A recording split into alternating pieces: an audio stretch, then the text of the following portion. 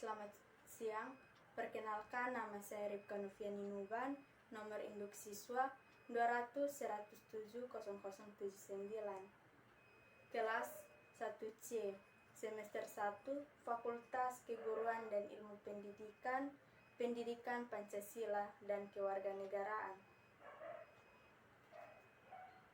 Selamat siang adik-adik, pada hari ini kita akan memulai materi kita tentang asas-asas hukum perdata. Pengertian hukum perdata. Hukum perdata ialah hukum yang mengatur hak dan kepentingan antara individu dalam suatu masyarakat. Atau dengan kata lain, hukum perdata ialah Kitab Undang-Undang Hukum Sipil atau KUHS. Artinya, hukum perdata ialah rangkaian peraturan-peraturan hukum yang diketahui hubungannya antara orang yang satu dengan orang yang lain, yang menitik beratkan kepada kepentingan perorangan. Menurut KUHS, hukum perdata dibagi menjadi 4 bagian, yaitu hukum perorangan, hukum keluarga, hukum harta kekayaan, dan hukum harta waris. Yang pertama, hukum perorangan.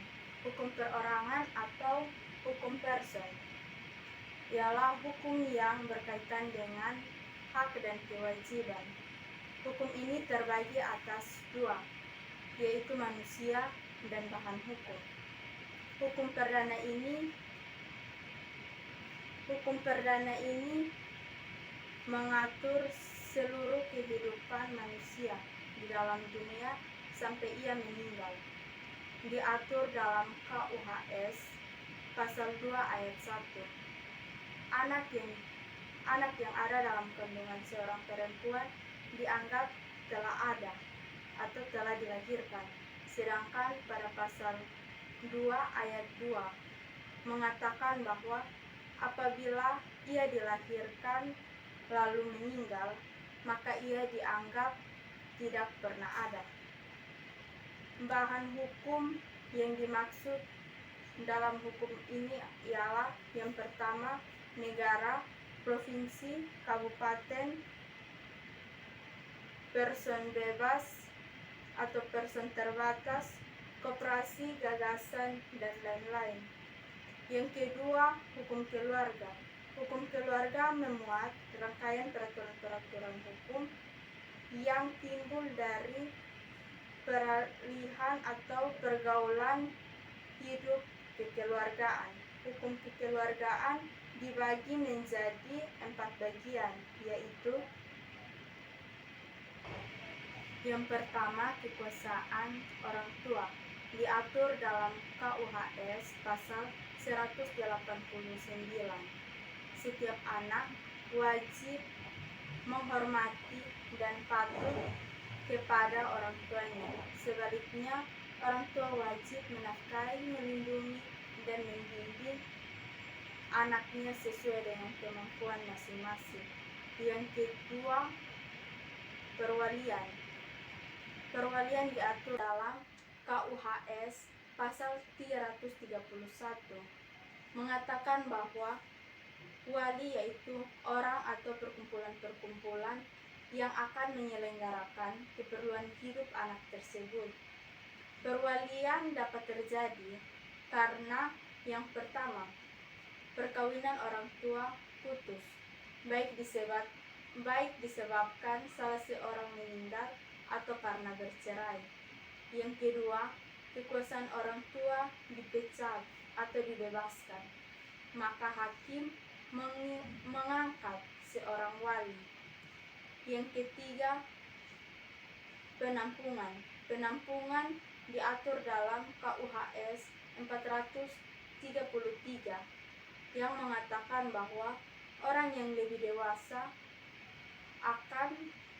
atau orang yang misalnya anak yatim piatu yang tidak memiliki tempat ditampung atau diberi tempat tinggal oleh pemerintah atau yayasan. Yang keempat, perwakilan menurut hukum Eropa. KUHS pasal 26.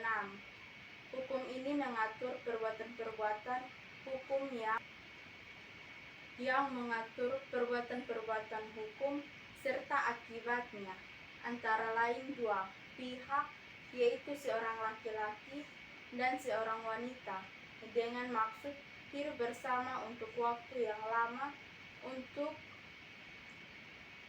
peraturan yang ditetapkan dalam undang-undang.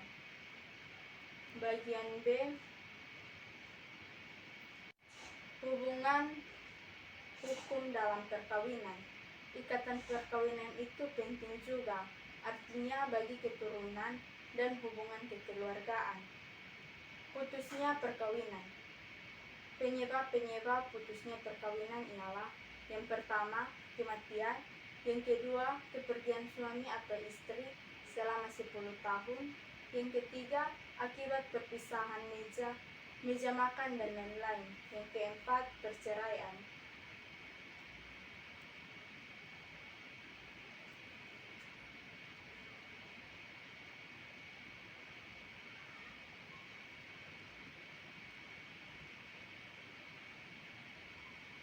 Yang berikut hukum perkawinan Indonesia berdasarkan Undang-Undang Nomor 1 Tahun 1974. Undang-Undang Nomor 1 Tahun 1974 tentang perkawinan disahkan Presiden pada tanggal 2 Januari 1974 dan diundangkan atau dibukukan, dilembagakan negara pada tahun 1974 nomor 1 dan dimuat dalam lembaran negara nomor 309 UPP. Konsiderans Undang-Undang 1 tahun 1974. Yang pertama, pertimbangan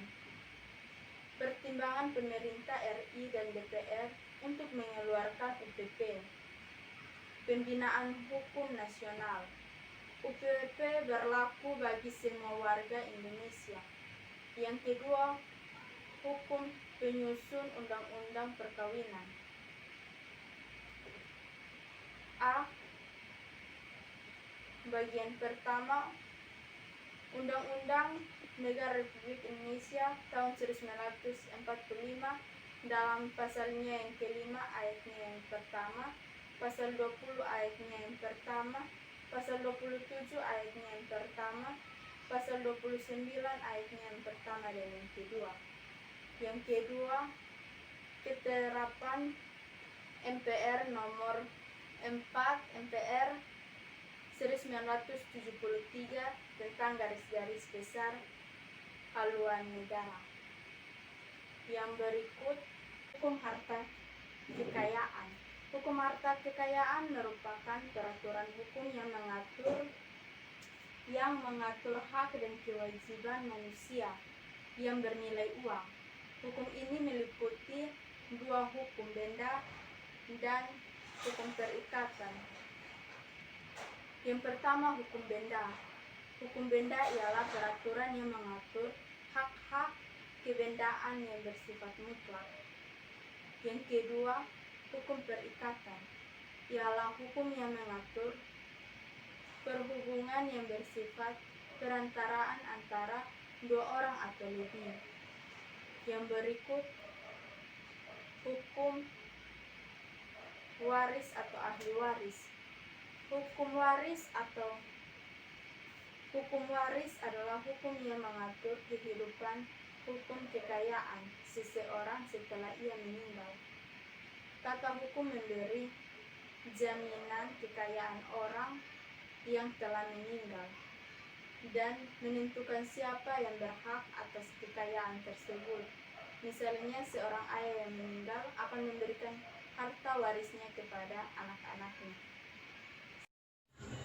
Berikut adalah materi tentang pluralisme di Indonesia. Pluralisme sendiri adalah pendapat atau perbedaan antara satu pihak dengan pihak yang lain. Terjadinya pluralisme di Indonesia karena adanya perbedaan pendapat antara satu pihak dengan pihak yang lain. Bangsa Indonesia boleh terdiri atas berbagai suku, ras, agama, maupun adat istiadat. Tetapi semangat Bhinneka Tunggal Ika lah yang kita pegang teguh untuk saling menghargai dan menghormati keberagaman tersebut. Pluralisme sebagai paham religius atau artifisial yang berkembang di Indonesia mengalami perubahan ke bentuk asimilasi yang semula menerapkan istilah pluralis. Sekian.